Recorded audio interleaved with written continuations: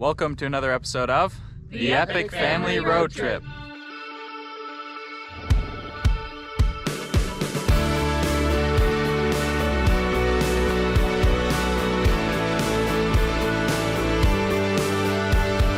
In last week's episode of the Epic Family Road Trip, we met up with our friend Chad of the YouTube channel Living the Van Life. Together, we hit the trails of Moab, Utah, and spent a wonderful night camping on the edge of a canyon overlooking the Colorado River. This morning, we enjoy a cup of coffee and a gorgeous sunrise over the mountains.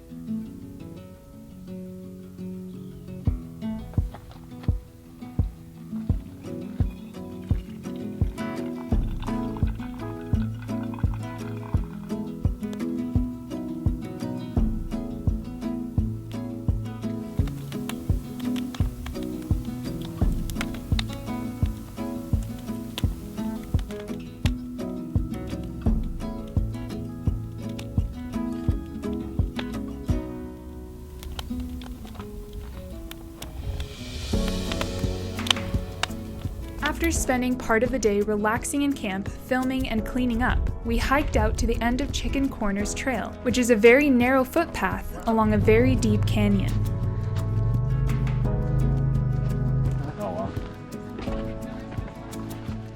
The walk is a bit nerve-wracking, but the views are incredible.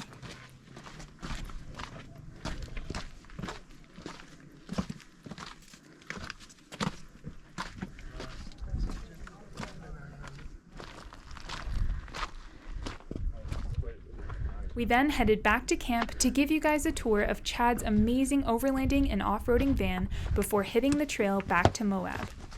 Hey guys, yesterday I introduced you to Chad from Living the Van Life, the YouTube channel.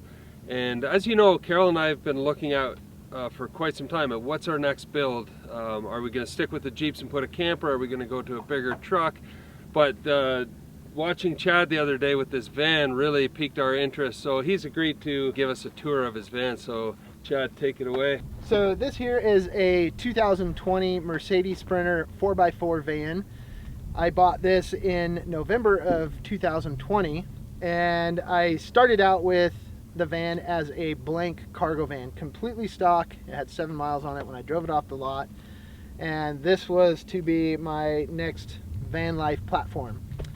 And so I started the project December 22nd and started building, and 38 weeks later, here I am out on the road, kind of for the first shakedown adventure out here, making it work. So after spending 10 years in my 1990 Volkswagen Westfalia, which was a two-wheel drive, I realized my passion for coming out here and exploring the backcountry on dirt roads.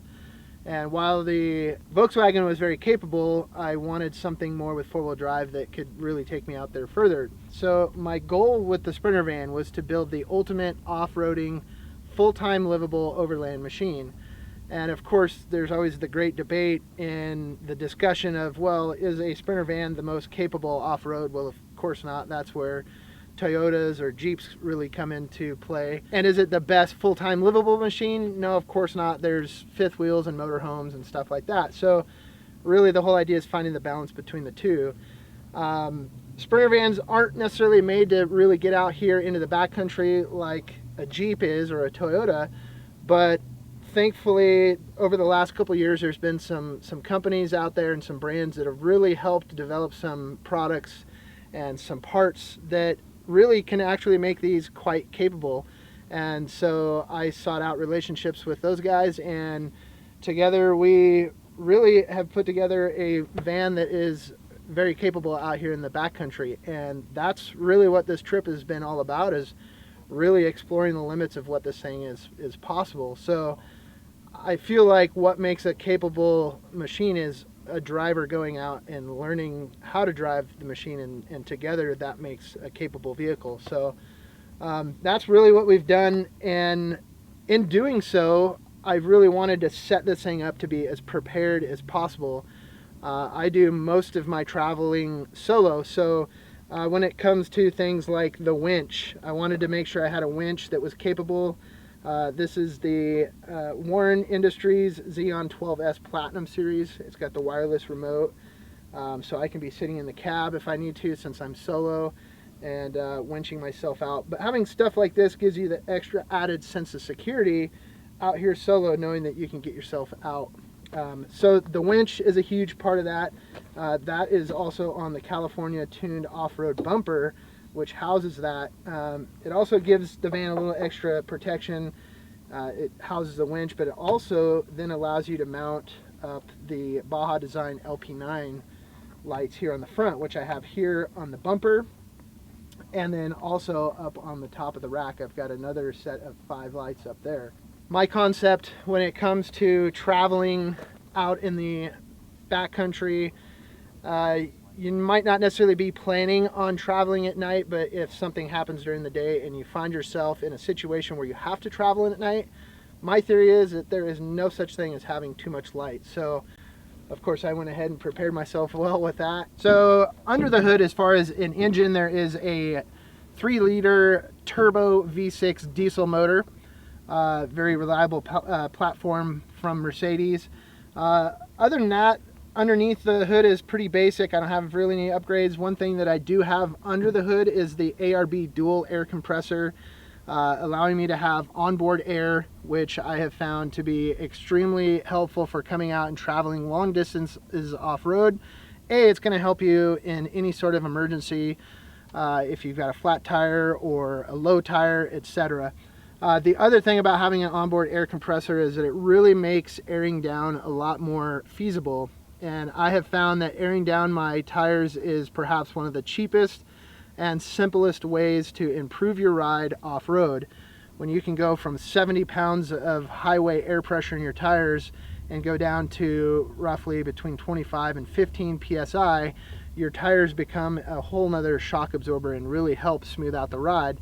And in a big giant van that weighs 10,000 pounds that isn't necessarily designed to be out here off-road, that's one of the things that I found has helped the most in really being able to get this van out here. So with taking this basic standard cargo van and making it more off-road capable, one of the first things is getting extra ground clearance under it, and that's where van compasses come in extremely handy, is that they have developed a whole lift kit and suspension system to really improve these machines off-road and actually make them capable of coming out here. So I've got the Van Compass Stage 6.3 lift and suspension kit.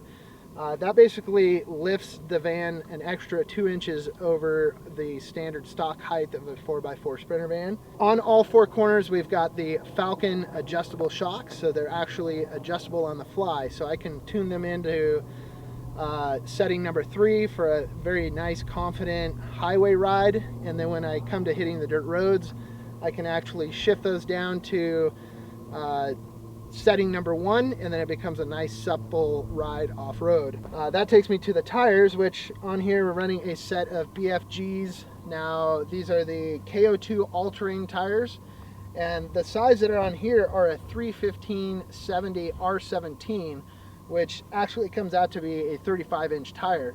That's exceptionally large for a Sprinter van. That's not very popular in the Sprinter van, but that was one of the limits that I wanted to push in order to be able to get this thing way out here, have the extra ground clearance, and have the better approach angles and the departure angles. And so that really helps having these tires on here. And of course they're sitting on a set of the Black Rhino Arsenal wheels in a 17-inch. The thing I like about the Arsenals is it just gives it that rugged look and really helps finish out that tough look of the van. Moving on beyond here, we've got the Rugged Design Concept side steps. Now, while these aren't actually a true rock slider, of course they're going to add some protection when it comes to high clearance stuff, but it does make a very nice step for getting up into the higher van, and plus it just really helps it carry out that Baja style look. Also, moving on from Rugged Design Concepts is the full-size roof rack. Now the roof rack runs full length, front to back and also side to side. That allows me to house the Baja Design lights up top, but with the side ladder that's on there, it also provides easy access to the top, and it becomes really a beautiful roof deck up top to be able to stand on. You can enjoy the view up there, sit down and enjoy your meal up top there at a sunset. So it also offers extra storage for any sort of boxes that I want to put up there, or eventually solar power. And of course my max tracks go up there and get mounted. Another important part that has gone onto the van, this is actually something that I installed in the build process, is the flare space flares. Now these basically you cut out where the factory window is, and then these fiberglass flares go on, and it gives you an extra 10 inches of width side to side in the van, and that really allows you to put your sleeping arrangements side to side in the van rather than front to back. And so you're actually able to bring in an extra 20 inches of living space in the van by installing this flare space system. Also, if you notice up here in the corners on all four sides, I have these rigid scene lights, and these are LED lights that are installed and operational through the Switch Pro switch panel up front. And so I can turn that on and I can light this whole side of the van. I can also light the passenger side of the van. That's great for setting up camp. It's great for navigating a trail at night if you need to see off to the side. So those have come in extremely handy. So right here in the back corner of the van, I installed a shore power outlet, just like you find on most RVs. In a campground type situation where there is available shore power, I can actually plug in here and charge my whole entire battery system. So I did add the convenience of that, and that tucks away right in there. And here in a second, I'll show you the battery system that is installed on the inside. But for now, we'll talk about the back. For me, when it came to building out a van, after all my years of living in the Volkswagen, I've learned that I really wanted to make as many pieces of the van absolutely as functional as possible. And so that's a lot of my goal here at the back of the van, was to be able to do that. I wanted to be able to run a full-size spare tire here on the back of the van, and mainly for the reason that if I'm way out on a 4x4 trail and I get a flat tire, the last thing I want to do is put the little donut tire that is down underneath on and try to get myself out with that. So a full-size spare tire is always necessary, and that is mounted on a full-size Black Rhino wheel, so it's a direct replacement of what is actually on the van. And then of course, hanging off the spare tire is the trasharoo that allows us to haul out all of our garbage that we accumulate out on the trail. Because of what I have built inside the van in the back, I use that space on an absolute daily basis, in fact multiple times a day. So when it came to hauling my bicycle with me, I didn't want a hitch mount type setup to where I'd have to either be removing the bicycle or swinging it out of the way. So this Alvan's door mounted rack system has come in actually very handy. So up top, I've got the one-up bike rack, which houses my electric mountain bike. Now this goes with me on the road all the time. And I've actually got the wire plugged in inside, and it comes out. So anytime the bike is up here, it's actually charged, so that anytime I want to go ride, it's ready to go. And when I come back, I throw it up and it's ready for the next ride.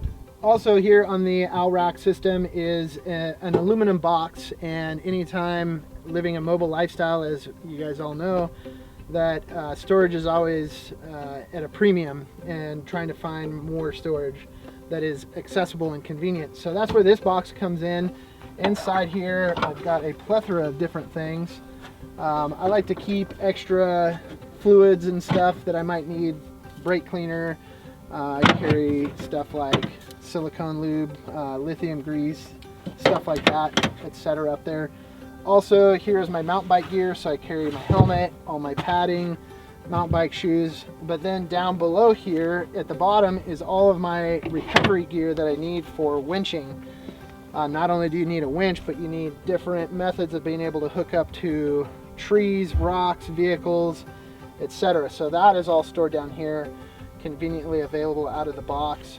I also carry a big, huge kinetic rope for being able to either tow myself out or tow somebody else out that I might find on the trail. So all that's stored here out of the way. That way, it keeps stuff like that out of the van and allows you to use the inside of the van for more convenient storage, which I've done back here in the back.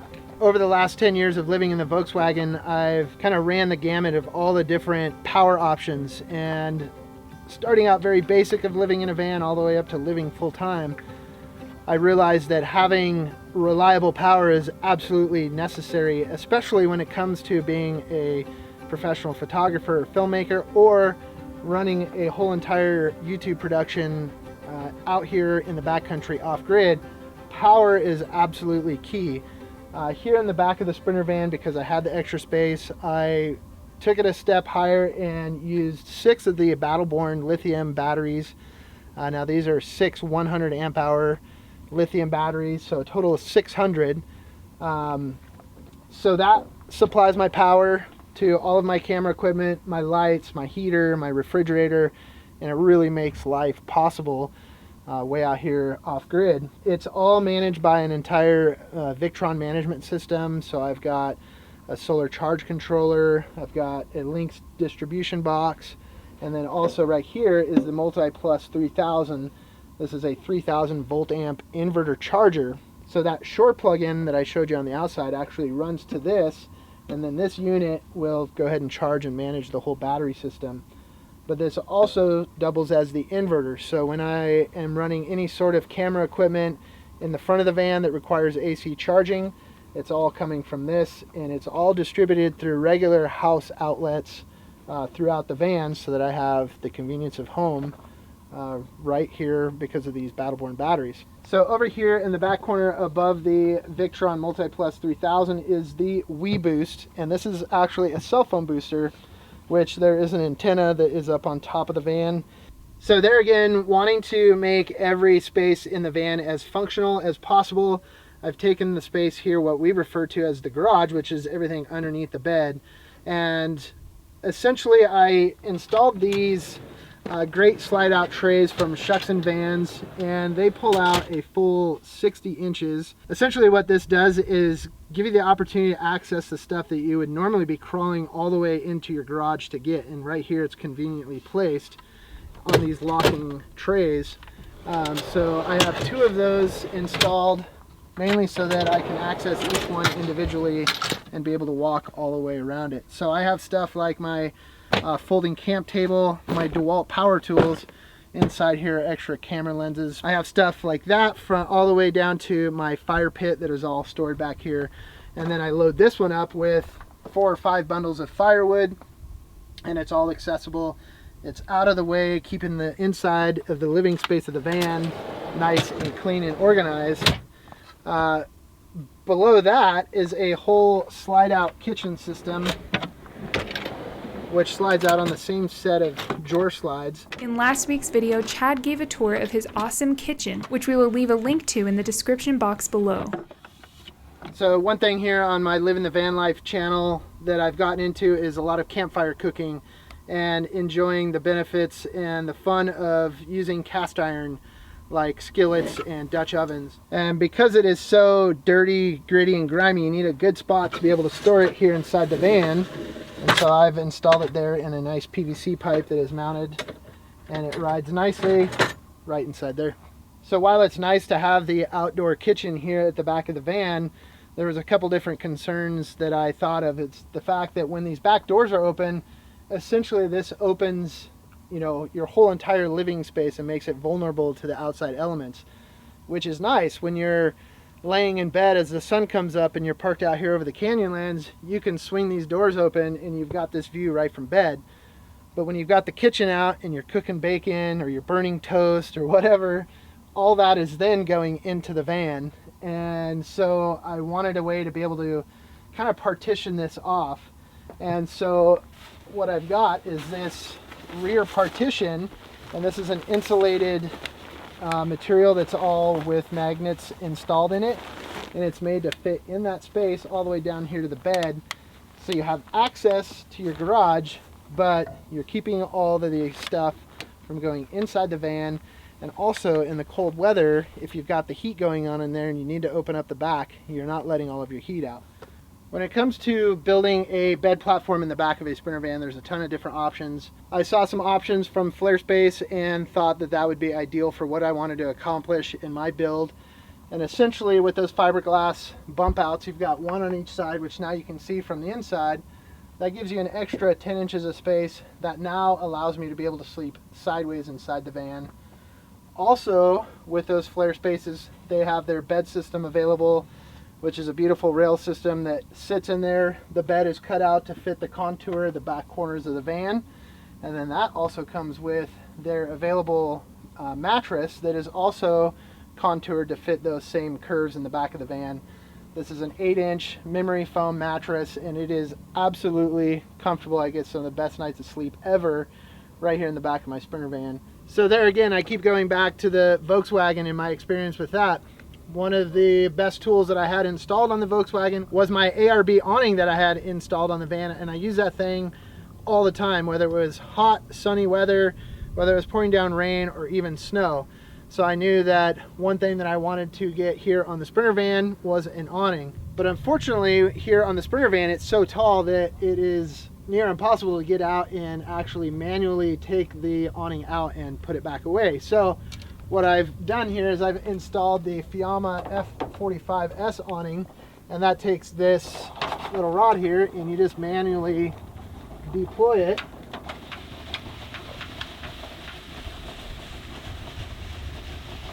And then from there, it's just got a couple legs that come down to support it. And with that, we've got a little bit of extra shelter outside of the van if it's raining or it's just hot and sunny outside. Like that. So when it came to building the inside of the Sprinter van, of course I wanted to build the ultimate off-roading machine, which means you want to leave things as light as possible, but I also wanted to find the balance of making it comfortable because I do live in it full time. So I left things like the cooking equipment out of the inside, and I kept that in the back for the outdoor cooking. But really in here, I wanted to have it comfortable, as much storage as possible. I did custom cabinetry, but I worked with my buddy Matt, the wood slayer, and he helped me design some cabinets that were still custom cabinet looking, but they were built in such a way that they were as light as possible and also as functional as possible. So the whole entire van is also insulated using 3M Thinsulate material. The ceiling is insulated, the walls are insulated, and also the floor is insulated as well. Because here in living the van life, I love to get out and do as much winter camping, snow camping, and I don't like to be held back by any cold temperatures, which also leads me to the fact that there is a diesel heater that is installed underneath the back cabinet that runs off of the diesel tank of the Sprinter van, and that really helps maintain a comfortable temperature inside the van while it's cold outside. But other than that, I have things like the refrigerator installed here on a pull-out drawer system. The nice thing about having it here just inside the door is the fact that it's accessible from here outside. If I'm cooking over the campfire or in the outdoor kitchen, I can easily access anything that's inside it, as well as clearly I can access it from inside as well. This is the fridge freezer combo, so I've got actually a whole bag of ice, which is nice for making cold drinks, and then of course the fridge spot for keeping your food cold. Everything tucks away, out of sight, out of mind, and that is all powered off of 12 volt. The nice thing about it over here is it also provides a nice kind of a desk space that's here. Here I've got a table mounted on a lagoon system, and that is designed to fold out over the seating area.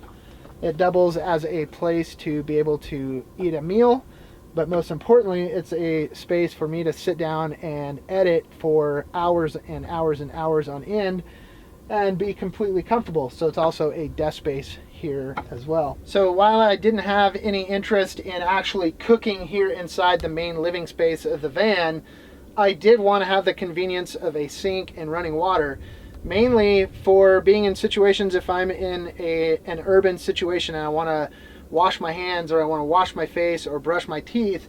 I can do so right here in the sink. So I have an actual inset from the countertop that pops out. That way when I'm not using the sink, I can still maintain and use the counter space up here. So there's a full sink here. Underneath, I decided to keep my water system as simple as possible, therefore trying to maintain the weight and keep it as light as possible, rather than putting in a 30-gallon tank that gets extremely heavy when it's filled with water. So I went with just a 5-gallon or a 20-liter jerry can that is strapped here inside the sink. The great thing about that is I've got it actually hooked up on quick connect for the hoses, and I can actually pull that tank out. I can take it in and fill it with fresh water, or I can just simply add water bottles to it right here. There is a 12-volt pump that is installed there at the back of the counter, and I can actually have full-on running water right here, just like you would from home. And just keeping the water system nice and simple. There's no plumbing running underneath the van because of the cold winter camping that I do. I didn't want any water lines freezing up, so all of the water is maintained right here in a nice warm livable space, so that we don't have to deal with any freezing. And of course, more of the comforts of home in a pantry. You've got your little garbage can that swings around on the door, and of course the broom to be able to do chores, and that's all stored there underneath. And this, like I said, goes back over, and you still have the counter space that you started with. So moving on with the cabinet and the storage space, I've got 3 very convenient drawers here. Over here, this is a taller cabinet with adjustable shelving, and then underneath, this is where the hot air comes out for the heater. So it's nice, it heats the floor, but then of course ends up heating the space as well. Moving on beyond that, for clothes storage, I have this nice drawer that is actually underneath the bench seat. All my clean clothes get stored here, and it's stored away underneath there. Now for any of the drawers that are sliding in the forward to reverse direction, I've put these extra latches on, and especially on the fridge because it's a heavy item, and for off-roading, downhill, uphill, these constantly want to pull out, so I put these extra latches in there so that when we're off-road, everything is held in place. Every home also needs a spot for dirty laundry, and because of the heaters installed here, we've got the bench seat, this space back here ended up being kind of a dead space. So Matt Woodslayer came up with this idea of, hey, let's put all the dirty laundry back in there. So this is what I call my dirty laundry chute, and everything gets tucked away there, out of sight, out of mind, until it's time to do laundry. As I mentioned before, one of the key aspects in van life for me is coming out here into the backcountry and producing my YouTube channel, which means having a spot for all of the camera gear to be stored, kept clean, comfortable, and also charged. And so that's where this space and the counters come in play. And we've actually put this counter lid on a piano hinge and gas struts. And this area is all set up to be able to carry and house the camera equipment. All the camera equipment is out right now because we've been shooting YouTube videos.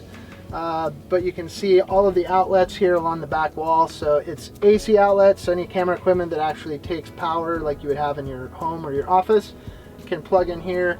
Also banks of USB outlets so that you can charge any of the equipment that is charged via USB.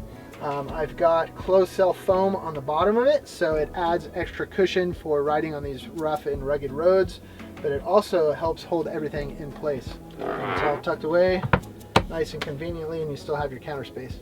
There again, wanting to maximize the amount of storage space here in a small van is being able to make use of these overhead cabinet shelf systems that my friend Chris over at Shucks and Vans actually has developed. And these are actually the prototypes and some of the first shelves of these kind to be installed in a van. And they have come in extremely handy. Now, the actual carcass of these cabinets is aluminum, so it makes them extremely lightweight, and when they're actually all installed, they're super rugged, but overall it's very lightweight, which is important for being so high up in a van. You don't want to add extra weight to the top, but it also makes for a great spot to put some under cabinet lighting. And I have put extra amounts of lights inside. If you guys can't tell, I actually like lights. But it's actually important here inside the van because if I'm filming at night and it's dark, it's extremely hard to get a hold of enough light. And so I put a total of 12 lights up top and another 6 lights down below the cabinets. So with that, plenty of light for filming at night. One of the biggest game changers in setting up all of this van has been this overhead cab shelf system, again by Shucks and Vans. And Mercedes comes with this enormous overhead space above the driver and the passenger seat, which is great because you can kind of walk into the driver's seat. But because of this extra space, Chris has come up with a shelf system that fits beautifully over here, and it gives you just a ton of storage. Matter of fact, I have all of my insulated window coverings stored up here so I can completely black out every single window in the van, which is great if you're stealth camping or if you're in either hot weather and you want to hold the heat out, or you're holding the heat in when it's cold outside. Moving from there, if we talk about the fans, everybody's always asking, well, what do you do for heat when it's hot in the summertime? Do you have AC? Coming from the Pacific Northwest, I opted not to do all of the extra work and all the extra insulation for an air conditioning, but I did install 2 of the Max Air fans. And these run off of the 12-volt system, and I opted to do dual fans. I have one in the front, one in the back, and the nice thing about that with the Max Air fans is that they're actually reversible, so you can get one blowing in, one blowing out, and you can circulate air, or you can have both of them blowing all the air in, or of course sucking all the air out. So you have tons of options, and it's really great. It does help keep the van extremely cool in the summertime. Guys, thank you for taking a look at my home on wheels and joining me out here in the backcountry of Moab, Utah, doing what we all love out here, camping, overlanding, and enjoying good company. And again, thanks for taking a tour of the van. I hope you guys enjoyed it. Hope you found some ideas that you could put forth in your project and getting you out here to the outdoors. If you guys are interested in seeing more, check out my YouTube channel, which is Living the Van Life, and also on Instagram at Living the Van Life. Peace out. Keep on trucking.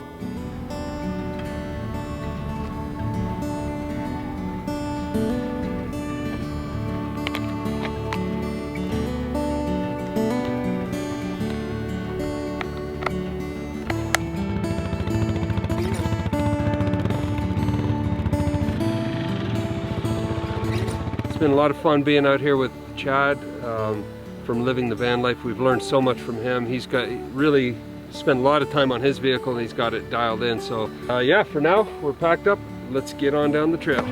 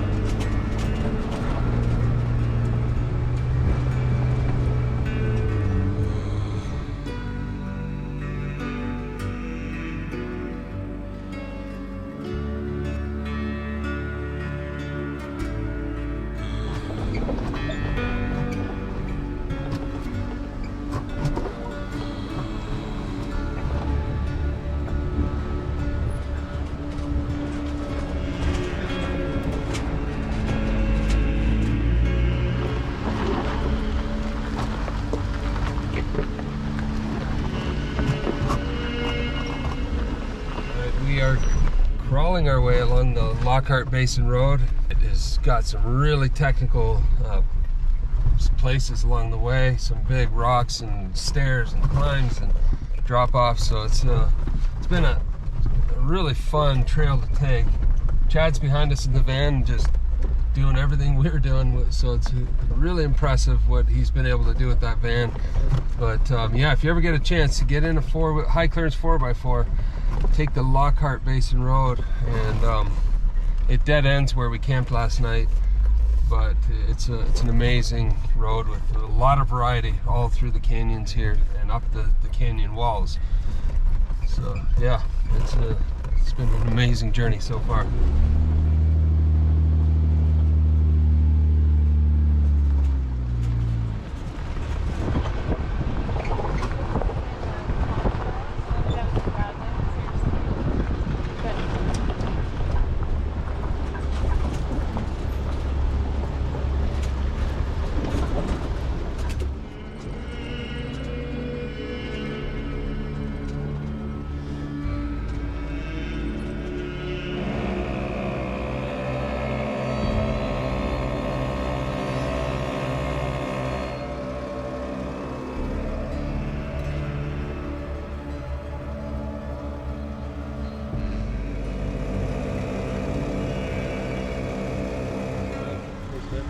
Man, hell of a time hanging out. Really enjoyed it. Yeah, Nice meeting you guys. Yeah, nice chatting dirt bikes. Awesome. Yep. Yeah.